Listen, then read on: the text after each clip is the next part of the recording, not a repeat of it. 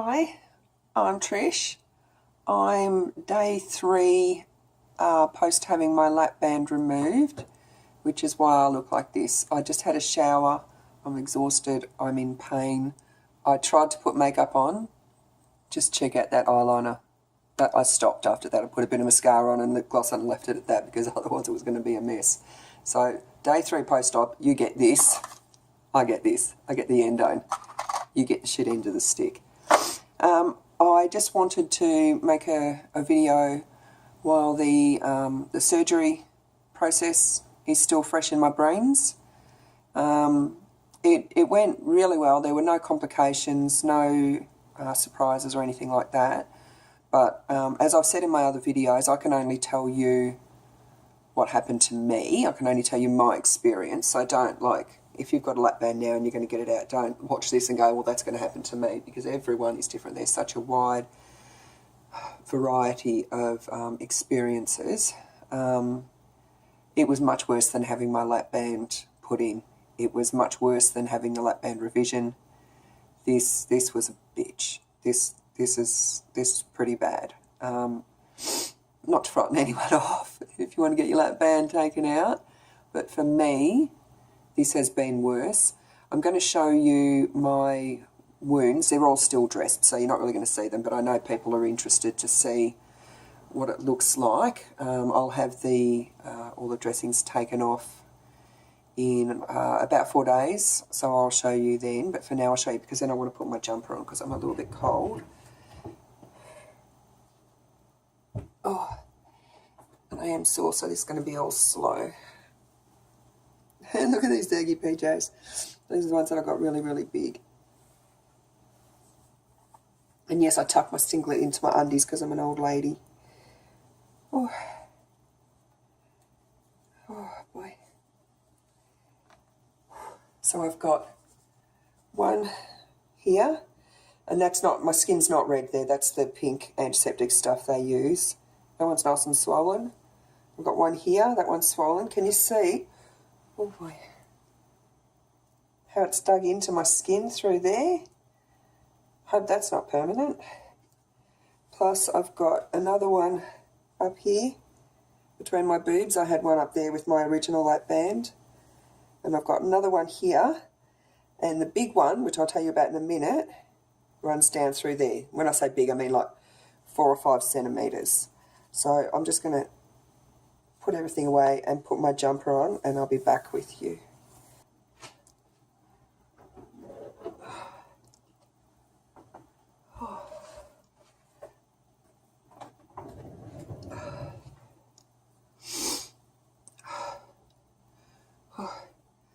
Even putting my jumper on is hard. And of course, because I wasn't expecting it to be hard like this, I thought it would be quite an easy process. I didn't prepare for it as I should have. I should have known better. I did the Optifast and everything, and I worked on my fitness, but I did not work on my upper body strength, like not more than normal, and I didn't work on my lower body strength more than normal at the gym. So I am struggling a lot more to get in and out of bed and, up and down off chairs and all that sort of stuff. So, and I do know the difference because the other surgeries, which I expected to be hard, I really worked hard at getting stronger before them, and I didn't with this one, and I'm paying for it. So there's a lesson to all of you that I've learned for you. Now, when it's Friday today, I went in on Wednesday. I had to be there at 6:45 a.m. It was, I think, 1 degree in Melbourne when I left to go there on public transport. I had to walk into town to get the train. That was about a 20-minute walk. And then my train was cancelled, so I had to stand waiting on the platform in that freezing cold for 25 minutes. But, I was able to, I called the hospital to let them know I was running late, and that was fine. And when I got there, like, I was first cab off the ranks, so I went in and gave them my paperwork, and then they said, oh, we'll take you through now. And I'm like, oh, okay. So they took me straight through, and I saw the nurse and the pharmacist and the anaesthetist and the surgeon, and they were all so unbelievably lovely. Like, they're always really good in at the Alfred. You know, I have had my problems there, but overall it's just such a wonderful, wonderful hospital. The anaesthetist, you know, they always ask, you know, if you have got any questions and whatever. And I felt like a bit of a twit, but, you know, I've been getting my eyelashes done, you know, I've been getting the eyelash extensions done. And I'm not paying much for it because I'm doing it as a model for someone who's learning how to build up her speed and stuff. So, you know, I'm not paying $100 or $120 like other people pay, but I'm still paying, you know, like initially I paid $35 and then I paid $25 for fills. Because I'm on a pension, that's a lot of money for me. So when the anaesthetist asked if I had any questions, I said to him, yes, I have a purely vain question. Do you need to tape my eyelids shut? And he said yes, because they do it because they don't want your eyeballs to dry out and get corneal abrasions and all that sort of thing. And I said, okay, I said, that's fine, you know, tape my eyelids shut, but could you just pop a little bit of gauze between the tape and my eyelashes, because these cost me a lot of money. And, you know, he saw the funny side of it. And he must have done that because I've woken up with still all my lashes intact. So that was really, really nice of him.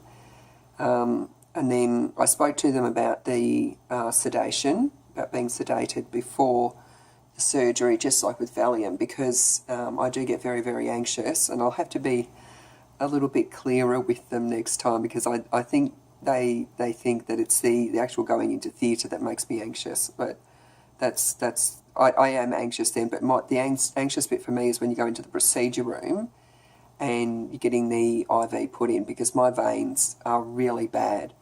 So they did give me sedation. They gave me some midazolam, which was absolutely wonderful. But I didn't get that until they'd stuck me 3 times, because it took them 3 times to be able to get a needle in even enough to be able to get that sedation into me. And then I woke up with a 4th IV in my other arm. So, of course, I do have all of the prerequisite bruises that I come out with. You can see I had one there, didn't work. One there, which I actually managed to get the sedation in. That worked. And then I had another crack here. That one didn't work. I don't know why that one didn't work, because I've had an IV in there before and it's not been a problem, but I don't know. And then here, I woke up with one there as well. I don't care if I wake up with them all over my body, because they don't hurt to come out, and I'm, you know, asleep when they go in, but it's just getting them in, and it hurts in the forearms. It hurts. So I'll be a bit more clear next time. I'll tell them I need oral sedation before you even try to stick a needle in me.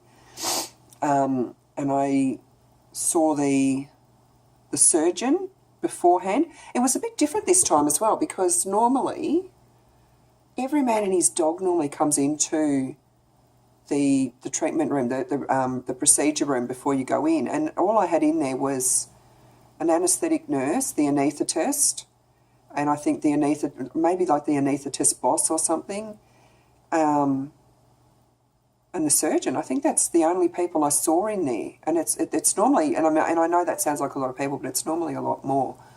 When the surgeon came in, he's a nice bloke. He asked me if I had any questions and all the rest of it.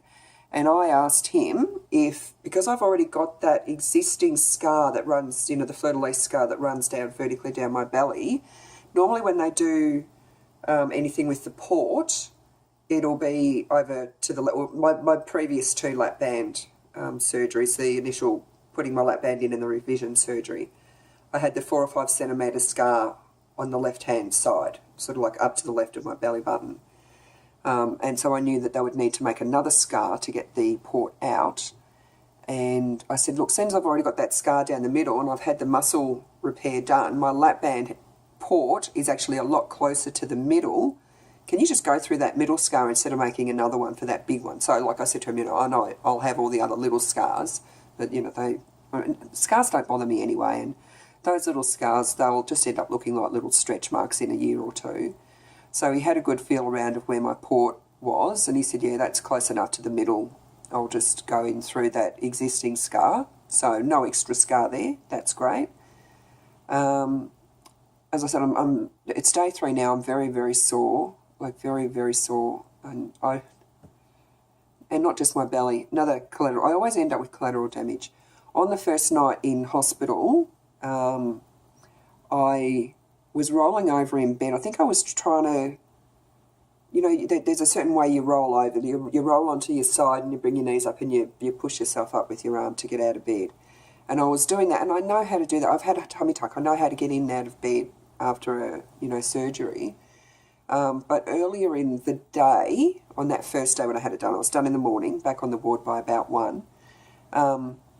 Earlier in the day, like after my kids left and everything, I was really, really tired, and I wasn't very comfortable in bed. My tummy was my tummy was hurting a lot more out of bed than in bed, so I was sitting out on the chair, and I was so tired, I actually fell asleep sitting bolt upright with my head right down on my chest like that for about 2 hours, and just like an old lady.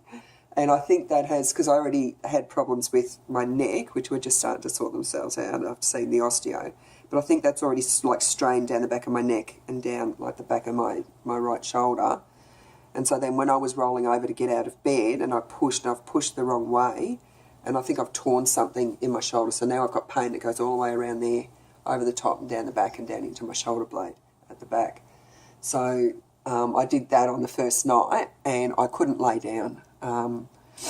I was able to, before I did that, I was able to lay on my sides and everything, and I was in pain, but I was managing it. I think if I hadn't hurt my shoulder, I would have had a really good night's sleep that first night, but I hurt my shoulder, couldn't lay down. The pain was, it was awful. The nurses came in and they gave me some endone, and I had Panadol, and the pain was just, it was awful. It was worse than the belly pain. So I got out of bed and wrapped myself in blankets, because I thought they'd maxed me out on painkillers. I didn't know that I could have more, and I don't like to bother nurses when I'm in hospital. So, you've got that tray, that wheelie tray table in hospital. I got that, sat in my chair and wrapped blankets all around me, and then I ended up sleeping. I put my arms down on the table, and I put my head down, and I slept like that for about 2 hours. And I was surprisingly very, very comfortable. And then the nurse came in to do obs, and she actually woke me up. Sorry, my nose is all from being sick last week. She came in to do obs, and I can't blow my nose. It's not working. So she came in to do obs, and she saw me sleeping like that, and she's like, "Oh my God, what's happening?" And I said to her, "I can't lay down. I've really, really hurt my shoulder." And she said, "We can give you some more painkillers." And I said, "Oh, can I?" And she goes, "Yes, I'll get you more endone. I can give you a lot more endone." So she gave me a lot more endone, and I got into bed, and I managed to get comfortable. And I'll post a photo in here. Have a look at this.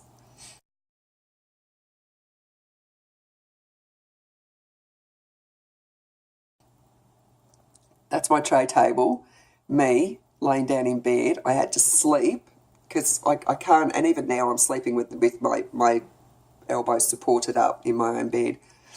I had to sleep with my arm resting up on that tray table all night, but I slept for probably about 4 or 5 hours solid with no pain. So that worked for me. But my shoulder's already starting to feel better. I thought I'd done actually something quite serious to it. I thought I'd maybe torn a tendon or something. The pain was that bad. But it's already feeling better. So I'm taking Panadol every 6 hours. I'm taking the endone at the moment every 6 hours, because I'm needing it every 6 hours. But trying to hold off as long as possible. They gave me a script for 4 endone. But luckily, I have a stash left over from my tummy tuck last year that is still in date, which, so that people don't think I'm abusing the endone, I'm obviously not, because I have a stash left over from the last time I had surgery. So I anticipate I'll probably need the endone. Well, I had one just before I started this video. I'll probably have another one, probably not till bedtime actually. I think I'll be okay, because I'll have Panadol again in a couple of hours. So I went in for the surgery after they gave me that the sedation, the midazolam. That is really good shit. That's like, I didn't care about too much after that. I vaguely remember, I don't remember being taken into theatre. I vaguely remember shuffling over onto the table and laying down, and they put the oxygen mask on me and they were telling me to breathe. I vaguely remember that, and then nothing. I normally remember a lot more than that. So I woke up in recovery and I was in pain. I think I was about a 7 or 8 in pain. So they gave me, I don't know what they gave me. They gave me something. They gave me antiemetics. I felt very, very woozy for quite a few hours afterwards. But I started to feel a lot better once I got up and I went to the toilet and stuff. When I didn't get back to the ward in time for lunch. I was really disappointed about that. They gave me dinner. It was amazing. Here is a photo of my dinner.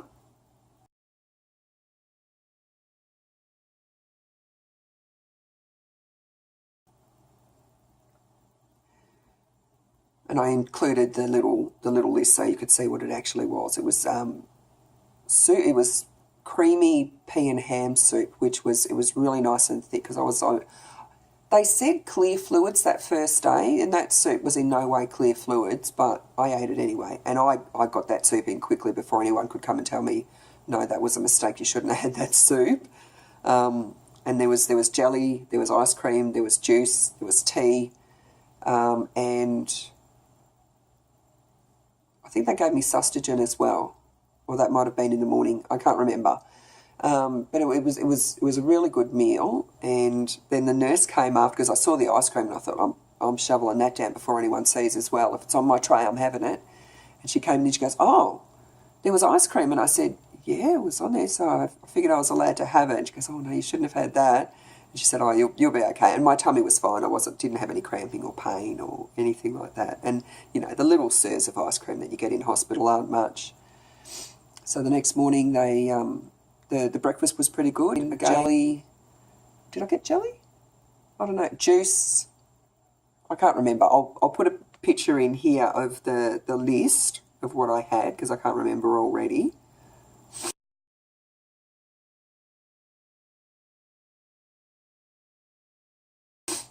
And then, they bought me morning tea, and that was a protein milkshake, just like a little protein milkshake. I was really actually very, very impressed with the nutrition in the hospital compared to when I had my tummy tuck done and I had to beg for protein fluids. In the Alfred, they just give it to you, but they're all over bariatrics. They know that you need the protein, they know that you need the fluids, and it was very good. Still, really high in sugar, but when you've just had surgery, your body's in overdrive, so it burns off all the sugar anyway, so that wasn't too bad. And it was really, I felt a lot better after getting, some proper nutrition into me, like that soup really hit the spot. There's not really much else to tell about the surgery. It all went well. I am still in, a fair bit of pain, which I wasn't expecting. But, all surgeries are different, aren't they? The room I got, that's another thing. Here's a little clip that I took of the room. It was a single room. It was like a private room. I was done as a public patient. I haven't got private health or insurance or anything, and I know that they don't have private rooms per se at the Alfred. Like, even if you have private health insurance and you go in as a private patient, they don't have private rooms. They do have single rooms, obviously, because I had one, but they tend to save those for people who need them, like really, really sick people. I wasn't really, really sick. I'm not sure, I can't remember because I was very woozy. I think they kept me in recovery for a bit longer because my heart rate was fluctuating quite a bit. But from memory, I think they said to me, they said something, "Oh, your your heart rate's going quite low. It's going between 52 and 60 or something. And I laughed and I said to them, that's not low. I said, if my heart rate's going up to 60, that's high for me. I said, I sometimes have a heart rate as low as 44. So I think then and from memory, anything under 60 they think is too low. But my normal heart rate is under 60. So they probably just thought my heart rate was low, but it wasn't. It was normal. But yeah, the room, here's a clip that I took of my room.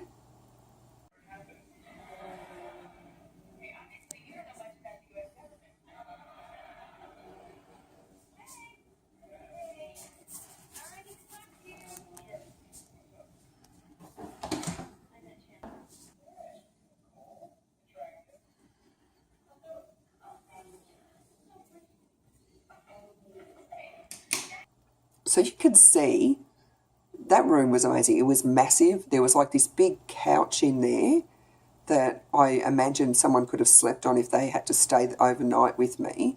The bathroom was like a fucking ballroom. It was massive, absolutely massive. And I had the best shower in the morning. Oh my God, I didn't need any help from the nurse or anything. They've got that you can see from the clip, there's a nice little bench in there that I could sit on. I sat on that, and when I had my daughter, like they've been going back 23 years now, when I had her, she was a cesarean, and I couldn't shower as soon as I had her because they didn't have, like back in those olden days, they didn't have waterproof dressings on for wounds. So I had to wait a few days. So it wasn't until about day 4 or day 5 that I could actually shower. And the nurse came and got me, and she took me in and she sat me on the chair in the shower, and I could barely move that because cesareans, they're pretty tough on me. And she said, she said to me, would you like me to wash you, dear? And I said, oh, that would be lovely. So, she started at the top. She washed my hair, she washed my entire, she washed in between all my fingers and in all my little nooks and crannies, she washed in between my toes and everything. And then she stood up and she was wet from head to toe. She must have had to change her uniform. And it was just so nice to have someone do that for me. And she said, would you like me to do it again, dear? And I said, oh my God, yes, if you've got time. It was lovely. So then she started again and she just washed me from head to toe again. So now, anytime I have surgery and I've got a handheld shower, like normally, like in hospital, they're all handheld, I sit on the chair with that shower. I think it just must bring up memories. And I just sit for so long with that shower, that handheld shower, just on my toes. And it just brings back all the memories of how beautiful that nurse was. So I sat on that little bench in that gigantic bathroom on Thursday, yesterday, just with that water on my toes, and it was so lovely. The video stopped, I don't know why, but it's on again now. You'll want to know about food. First day 1 was clear fluids only. The second day, which was yesterday, was free fluids, so I could have any fluids I wanted, which they gave me in hospital. And when I came home, I had, like a blueberry smoothie, and I had canned soup. What else did I have? Oh, tea. I think that's all. I can't remember. And then today, I'm allowed to graduate back to normal food. So I already had oats for breakfast this morning. They went down fine. I'm just having tea. I'm going to have barocca, and I'll probably have some scrambled eggs for lunch a little bit later, and some more pea and ham soup later, just canned. So just making it really, really easy. And then tomorrow I might graduate onto, more foods. But I've had no stomach cramping or pain or anything like that. That's all been perfectly fine. So now I've got to wait for a clinic appointment in about 4 or 5 weeks, and I'll go in, have my post-op appointment, and then they will, I imagine, make an appointment for the pH monitoring. Hopefully I don't have to have another gastroscopy, and I'll go back on the list for a sleeve to be done. And I hope the sleeving is not as painful as having a lap band removed, but I'll be better prepared next time. You would think that I would have been better prepared this time, but I wasn't. So that's all. That's all. I'll make an update video if anything happens, or when I go and see my GP and get all the dressings removed. I'll let you know how it goes. one last little thing that I forgot, and I just think it's funny. When I woke up in the morning, would have been, was it when I woke up in the morning? I can't remember. At some point after the first night, I realised, it was when I had a shower and I was washing my face. I realised that my forehead was really, really sore, and it's still sore now. It like actually feels bruised. It's not.